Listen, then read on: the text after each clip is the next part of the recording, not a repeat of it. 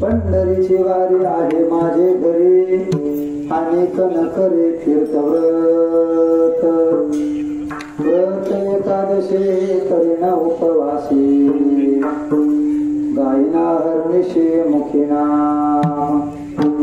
नाम विठोबाचे घेन निवाचे बीज कल्पांतीचे तुका म्हणे व्रत एकादशी करीन उपवासे गायीन हरनिशे मुखी नाम विठला रोजं सांग्रनीलाबुदाभं जगन्नेत्रकालं मंडनं मंडनानां तरुण तुलसीमाला कंदरं कन्यनेत्रं सदैवलासं विठ्ठलं चिंतयामि पांडुरंगाकरो नमः दुसरे चरण संसाचिया त्यांच्या प्रपादाने कथेचा विस्तारो बाबाजी सद्गुरु दास तुकाराम येरक्षर मनाखे आनंदम मज केवलम श्रीमन्य वृत्तीनाथे ते ख्यातम देवतमाश्रेत कलावज्ञ जीवोद्धरार्थावतारम कलांकांपति ज्योतिकामोदि वक्त्रम कलानिशवादा पुनोदारदक्षम समाधिस्थमूर्तिं भजे ज्ञानदेवं नमो सद्गुरु तुकया ज्ञानदीपा नमो सद्गुरु सच्चिदानंद रूपा नमो सद्गुरु भक्त कल्याण मूर्ते नमो सद्गुरु भास्करा पूर्णकीर्ते आत्मरूप गणेश केल्या स्मरण होय सगळे विद्येचे अधिकरण तेचे बंधू श्री चरण श्री गुरूंचे ते नमस्कारोनी आता काय माझी वाणी मानेर संतांचे रंजवो चित्तासी आपुलिया मस्तक हे पाय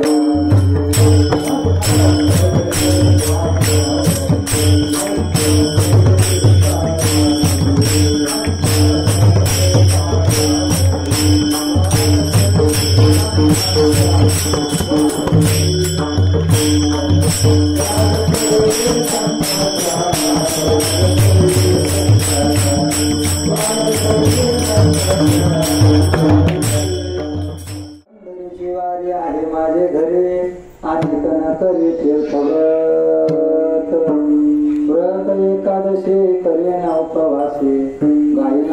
महर्षी मुख्यनाम प्रस्तुत प्राप्त प्रसंगी चिंतन रूपी सेवेकरता निवडलेला विषय अभंग स्वनभंग वैराग्य राग रसिक श्रीमंत श्री जगद्गुरु तुकोबाराय यांचा तुकोबाराने आपल्या जीवनामध्ये कोणत्या प्रकारची परमार्थिक साधना केली याचा ओहापोह दर्शवणारा अभंग विठ्ठला.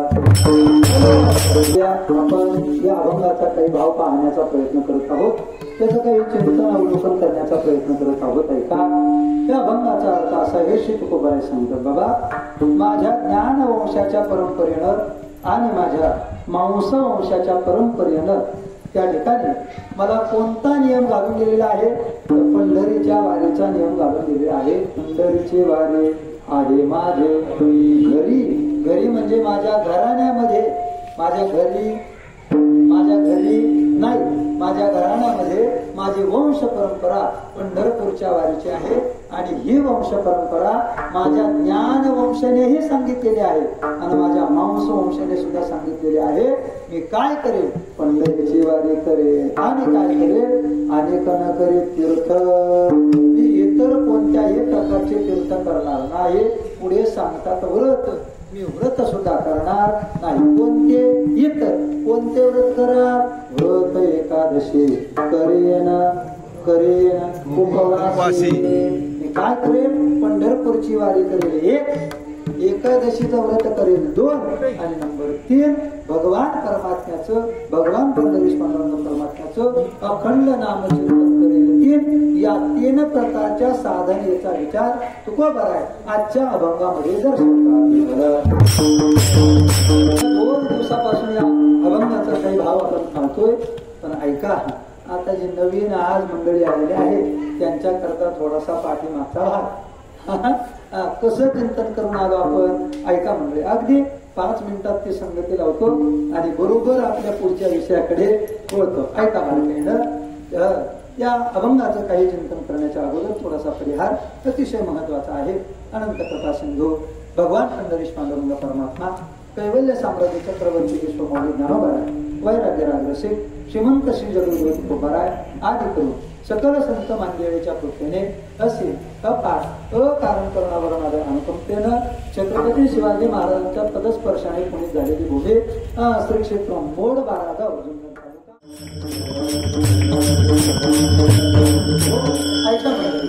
जगद्गुरु तुकोबाराय या अभंगामध्ये आपण केलेल्या साधनेचा विचार सांगतात. मी प्रस्तावना अशी केली होती, प्रापंचिक नाही पण जीवनामध्ये परमार्थिक साधना अतिशय महत्वाची आहे. का केली पाहिजे परमार्थिक साधना? आपलं तुमचं माझं प्रत्येकाचं परम कर्तव्य काय आहे, तर आपल्याला भगवत स्वरूपाबरोबर एक रूपता साधायची आहे. एक रूपता साधायची आहे, तो परमात्मा आणि आपण एकच आहोत या अनुभूतीवरती तुम्ही आपण मी प्रत्येक जण आलो पाहिजे.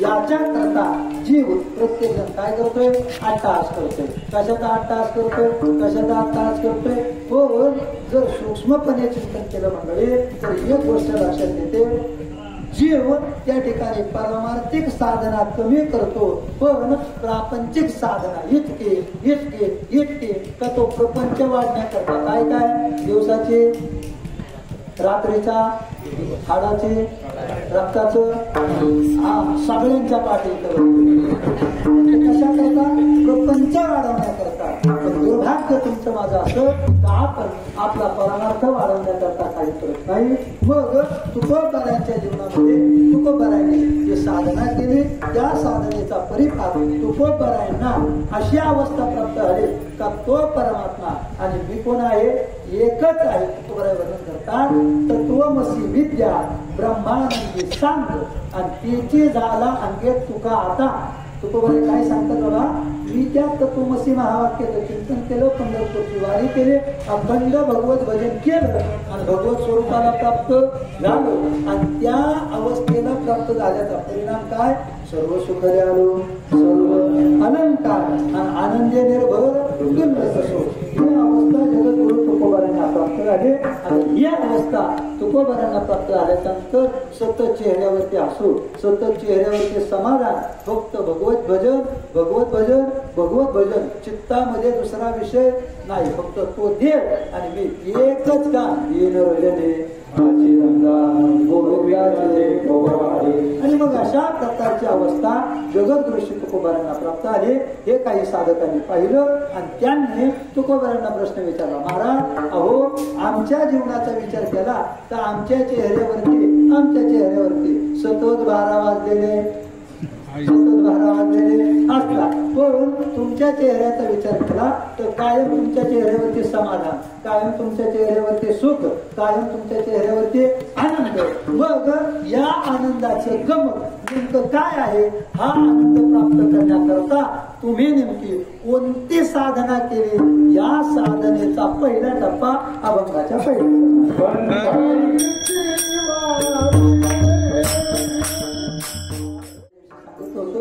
काहींच्या डोक्यात असा भाव येईल, त्यांचं म्हणणं असं का पंढरपूरची वारी माझी गरज आहे, पंढरपूरला जायची काय गरज, असा अर्थ लावायचा नाही. घरी म्हणजे कुठं माझ्या वंश परंपरेनं हा विचार सांगून दिलेला आहे. आपण प्रमाण पाहिलं होतं, माझ्या वडिलांचे निरासेवा तुझी करण सेवा पांडुरंगा. सगळ्या संतांचा विचार आपण पाहून आलो होतो. मंडळी पंढरपूर तुमचं माझं काय आहे, तुमचं माझं काय आहे, माहेर आहे. या माहेराचे प्रमाण सुद्धा आपण पाहिलं होतं. नामदेव महाराज सांगतात, माझे माहेर पंढरी आहे भिवरेच्या. मुक्ताबाईचं प्रमाण स्वस्वरूपाच्या संबंधाने आपण विचार केला होता. बाई बाई जाते ग माहेर माझ्या मुळवड्याच्या घराला. पण ऐका मंडळी, जशी मुक्ताबाई माहेर सांगते, नामदेव महाराज सांगतात, तसे ज्ञानोबा सुद्धा सांगतात. आता प्रमाण तुमच्या पाठ आहे, तुम्ही मुद्दा म्हणणार नाही. ज्ञानोबा म्हणतात, ते जाईन गे माये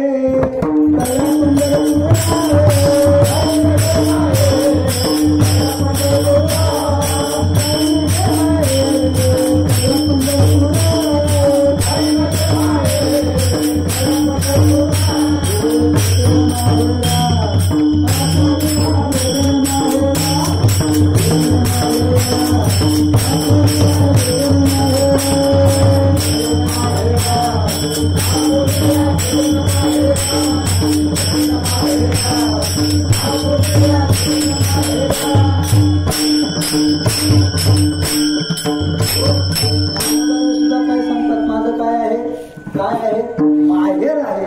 आणि प्रत्येकाची स्वाभाविक ओढ त्या ठिकाणी कुठं असते बघा, माहेराकडे असतं. आता पूर्वीचा थोडासा आपल्या काळात जाऊ, पूर्वीच्या जुन्या काळात जाऊ. ऐका, एखादी कन्या, एखादी मुलगी जर माहेराला निघाली, पूर्वी माहेर ते सासर असा प्रवास कशाचा असायचा, बैलगाडीचा असायचा. जर एखादी मुलगी तिच्या सासरीवर जर बैलगाडीत बसली आणि ती जर समोर पाहत असेल तर ती कुठं चालले असं लोक सरळ अंदाज लावायचे. काही कुठं चालले तिच्या माहेराला. ती गाडीच्या बैलगाडीच्या समोर तिकडे पाहत असेल तर लोक म्हणायची ही मुलगी कुठं चालले तिच्या माहेराला चालले. आणि ती पाठीमागं पाहत असेल तर हे कुठं चालले सासरी चालले. तुमची माझी प्रत्येकाची स्वाभाविक ओढ आपल्या माहेराकडे आहे. आपलं माहेर काय, भगवंताचं स्वरूप आहे. आणि भगवंताच्या स्वरूपापर्यंत आपल्याला जायचं असेल तर अंतःकरणामध्ये अगोदर पाप नाहीसं करावं लागेल. पाप नाहीसं कधी होतं, पंढरपूरला गेलो, देवाचं दर्शन घेतलं, मग तिथे त्याच्या दर्शनाने काय होतं, कोटी ब्रह्मा हत्यामुख पाहता जाते, कोटी ब्रह्मा हत्यामुख पाहता जाते. देवाचं दर्शन केलं तर ब्रह्महत्या निघून जातात. नाही, जीव मुक्ततेपर्यंत पोहोचतो. आपण प्रमाण पाहिलं, आषाढी कार्तिकी भक्तजन येते दर्शन येणा मात्रे दया होय केशवासी नामदेव वळते. मंडळी आहे का, आता जीव त्या ठिकाणी मुक्ततेपर्यंत त्या ठिकाणी गेलेला आहे. आणि म्हणून जीव मुक्त होईपर्यंत जर त्याला साधना करायची असेल तर कोणती, ही पंढरपूरची वारी मायबाप त्या ठिकाणी केलीच पाहिजे. आपण 2 वर्षापूर्वी अभंगाचं चिंतन करून आलो. पंढरीचे वारकरी ते अधिकारी मोक्षाचे, मोक्षाचा अधिकारी इतर कोणाला नाही.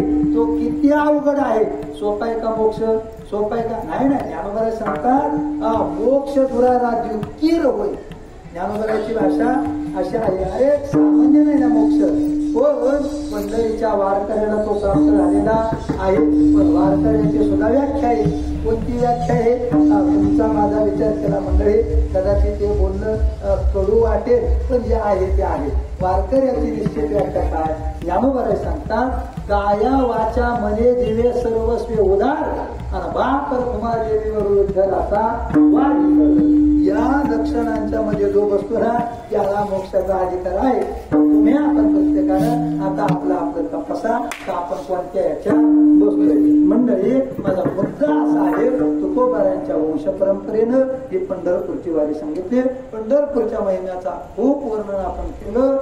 किती महिना आहे पंढरपूरचा ऐका. एखादा फक्त घरी बसून म्हणला बाबा काय म्हणला का मी यावर्षी पंढरपूरला वारीला जाईल, पंढरपूरला वारीला जाईल, तरी त्याची काळजी कोणाला लागते? यमाला लागते. तुकोबारे सांगतात जाईल म्हणता पंढरी यम थोर चिंता तरी.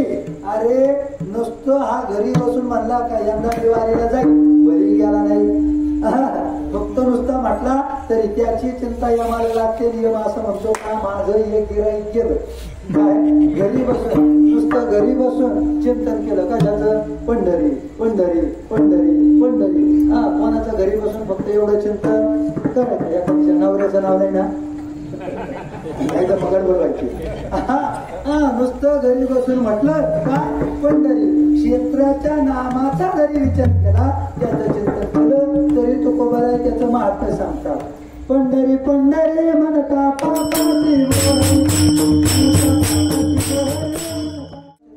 आलो वाराणसी चालिले मासा, गोदावरी एक दिवसा आणि पंढरी पाऊल परी असा ऐसा ठसा नामाचा. एवढं महात्म्य कशाचं आहे? पंढरपूरचं आहे. आणि तुम्ही आपण भाग्यवान आहोत का त्या दिशेने चाललेलो आहोत. आता खऱ्या अर्थानं आपण देवाच्या जवळ येत चाललेलो आहोत. 22 दिवसाचा प्रवास आपला आहे. आजचा 18वा दिवस म्हणजे अजून किती दिवस राहिले? 4. तुका म्हणे जवळी आले, आता जवळ आलं आणि आपोआप लोकांची पावलं जरा जोरात चालायला लागली. आपण ते आता अनुभवलं मंडळी आहे का? पंढरपूरची ओढ प्रत्येक जीवाला आहे का? कारण ते जीवाचं माहेर आहे, ते जीवाचं स्वस्वरूप आहे. आपण तिथपर्यंत जातोय. तुकोबारांनी सांगितलं मी माझ्या जीवनामध्ये पंढरीची वारी केली करतोय आणि ती कधी चुकू नये अशी मी प्रार्थना सुद्धा देवाकडे केली. तुकोबारा म्हणतात पंढरीचा वारी चुकून येते. अरे देवा मला पंढरीचा वारकरी बनव आणि ती माझ्या जीवनात तरी हे चुकू देऊ नको. पंढरीचं महात्म्य खूप आहे.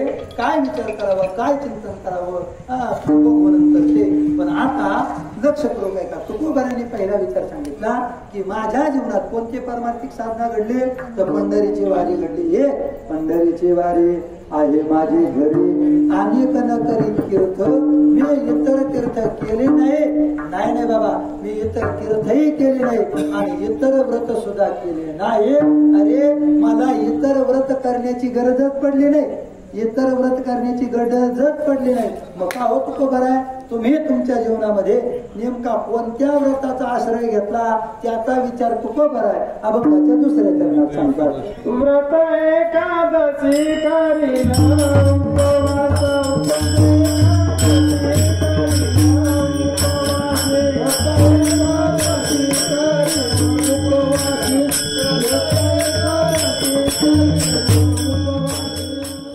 इतर कोणत्याही प्रकारचे व्रत केले नाही. म्हणजे आज तुमच्या माझ्या जीवनाचा विचार केला तर आपण किती व्रत करतोय याचा विचार तुम्ही आपण प्रत्येकाला करावा. आता जवळजवळ भर का चिंतन असं केलं तर लक्षात असं येत तर बऱ्याच जणांना सोमवार सुद्धा उपवास राहतो, गुरुवार सुद्धा राहतो, शनिवार रविवार पैकी एखादा राहतो. बरं आता किती झाले? आठवड्यातले 3 धरले तर 4 × 12 उपवास हे. त्याच्यात आले 2 एकादशी, त्याच्यात आली 1 चतुर्थी आणि पुन्हा इतरही जे आपले 5 महाव्रत आहेत त्याच्यापैकी एखादा तरी विचार करा. महिन्यातले 16 दिवस आपला काही गरज आहे का?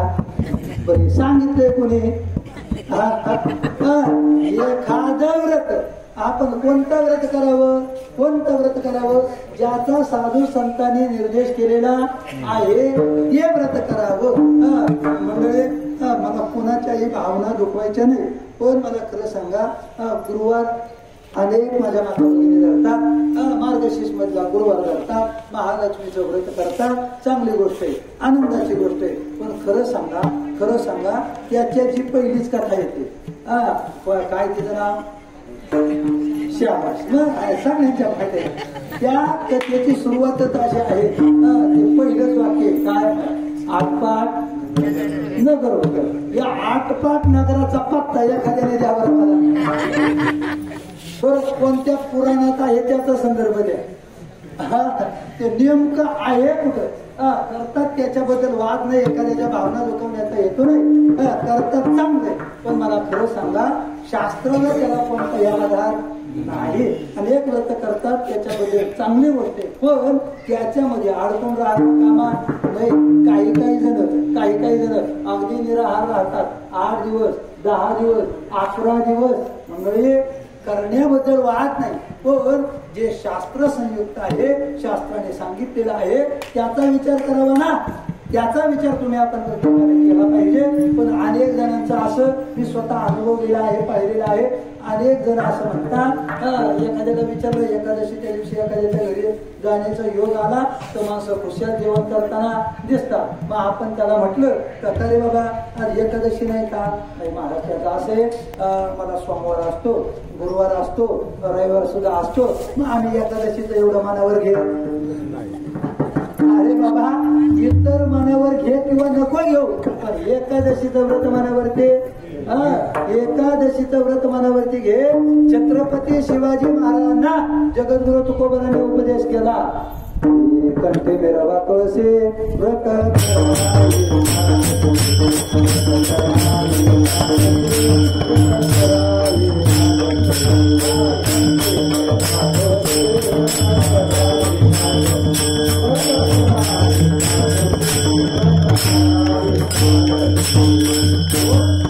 छत्रपती शिवाजी महाराजांना तुकोबाने उपदेश करतात.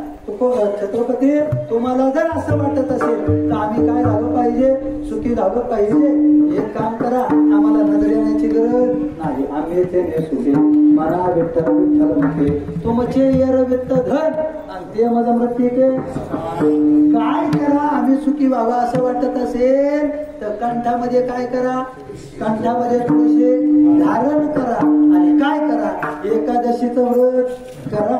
बाकीचे व्रत ठीक आहे, करण्याबद्दल वाद नाही, पण ती करत असताना याच्यामध्ये मात्र खंडन होता काम आहे. तुम्हाला सांगता, मी माझ्या जीवनामध्ये काय केलं, काय करतोय आणि काय करीत राहील, काय करीत राहील, मी फक्त आणि फक्त व्रत एकादशी करेन उपवासी. एकादशीच्या व्रताचा उपवास करेल, पण तो कसा दशमी व्रताचा आरंभ. दशमीच्या दिवशी एक भक्त राहिला का माफ करा, माझ्या सहित कोणीच तसं करत मी काही वेगळं नाही. आपण तसं केलं पाहिजे. कसं केलं पाहिजे, एकादशीच्या दशमीच्या दिवशी दुपारी एक भुक्त, फक्त दुपारी जेवायचं, संध्याकाळी जेवायचं नाही. फराळ थोडाफार ठीक आहे, हरकत नाही, थोडाफार फक्त संध्याकाळी, दशमीच्या दिवशी संध्याकाळी थोडासा. एकादशीचा पूर्ण दिवस उपवास, पूर्ण उपवास आणि त्याच्यानंतर द्वादशीला सूर्योदयाच्या समयाला पारणं, एकादशीच्या दिवशी जागरण, त्याचं भजन असा विधी आहे. पण ठीक आहे, कालवधामध्ये असं व्रत तुमच्या माझ्याकडून घडत नाही, पण कमीत कमी जेवढं शक्य होईल तेवढं तरी घडलं पाहिजे. पण शक्य किती करावं, एकादशी पूर्ण आणि द्वादशीला पारणं एवढं तरी तुमच्या माझ्याकडून घडलं पाहिजे. नाही तर आम्ही धरतो, एकादशीला धरतो आणि जवळजवळ 7-7:30 सोडून देतो. आमच्या भागात असं म्हणे, काही एकादशी माणसं धरतात, पण ते कसे धरतात, लंगडी राहतात. तुमच्याकडे कसे धरतात, लंगडी राहतात. ते लंगडी करायची नाही, पूर्ण एकादशी केलं पाहिजे. तुकोबाराय सांगतात, मी माझ्या जीवनामध्ये त्या व्रताचा अंगीकार केला, त्याचा स्वीकार केला. व्रत एकादशी करेना उपवासी. बाबा, मी इतर व्रत त्या ठिकाणी स्वीकार नाही, फक्त एकादशीचं व्रत केलं. हा एकादशीचं व्रत किती दिवसाला येतं तुकोबाराज सांगतात 15 दिवसा एक एकादशी कार्य न करेसी व्रत सार. अरे सगळ्या व्रतांचं एकादशी काय आहे सार आहे. आणि आपण काय करतो ते सार टाकून घेतो आणि आसाराच्या पाठीमाग लागतो. मंडळी ऐका सार व्रत एकादशीचं आहे ते तुम्ही आपण प्रत्येकानं केलं पाहिजे. तुम्ही आपण प्रत्येकानं एकादशीचं व्रत अगदी नैमित्तिक अशा पद्धतीचं असतं 15 दिवसात असतं. आणि एवढं जर आपण एक दिवस 15 दिवसातून करू शकत नसेल तर तुकोबाराय आपल्या संकल्पनाखाली वाढवतो. तुकोबाराय म्हणतात एकाय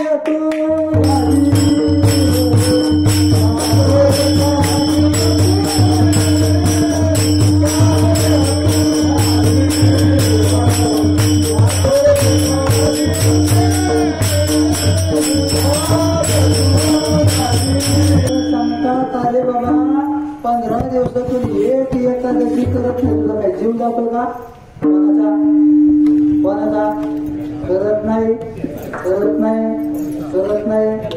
जो करत नाही त्यांनी आपापल्या मनाला उत्तर द्यायचं.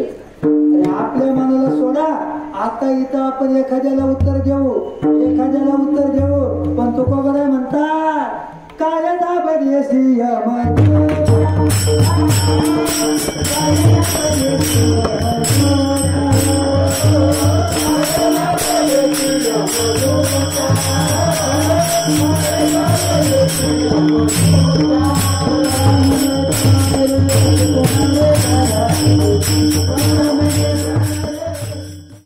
पटवून देतात. नाही महाराज ते काय झालं आम्हाला डॉक्टरने केलेलं आहे. डॉक्टर म्हणतात आता काही उपवास धरायचे नाही. जास्त जगायचं असेल जगण्याची गॅरंटी आहे का? अरे क्षणभंगूर न जाय करता आणि ग्रासगळे सत्ता नाही अति माशी पाक पाकुडीत हे सर्वे मंडळी का मुद्दा माझा सांगण्याचा एवढाच आहे. एकादशीच्या व्रताचा अंगीकार तुकोबारायांनी केला. अनादी कालापासून एकादशीचं व्रत चालत आलं. तुकोबारायांना परंपरेमध्ये व्रत मिळालं. तुकोबारायांनी ते केलं. या व्रताची साधना तुकोबारायांनी आपल्या जीवनामध्ये केलेली आहे. व्रत एकादशी करेन उपवासी. मी माझ्या जीवनामध्ये कोणत्या साधना केल्या? एक पंढरपूरची वारी केली आणि नंबर दोन एकादशीचं व्रत केलं. हे दोनही व्रत अतिशय जीवनामध्ये महत्वाची आहेत. पण मंडळी ऐका ही दोन व्रत किंवा दोन साधना जितक्या महत्वाच्या आहेत कदाचित त्याहीपेक्षा जास्त महत्वाची साधना पुढची आहे. पण त्याचा विचार पुढच्या कीर्तनात.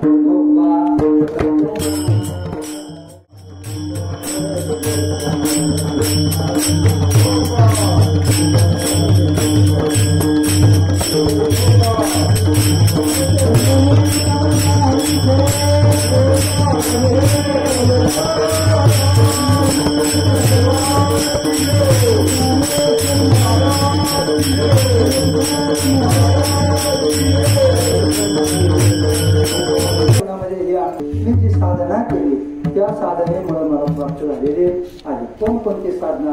पंढरपूरची वारी एक, त्याचबरोबर एकादशीचं व्रत ही साधना अतिशय प्राणपणाने मी त्या ठिकाणी केले. आणि मग त्याचबरोबर पुढची साधना केली. कोणती साधना केली?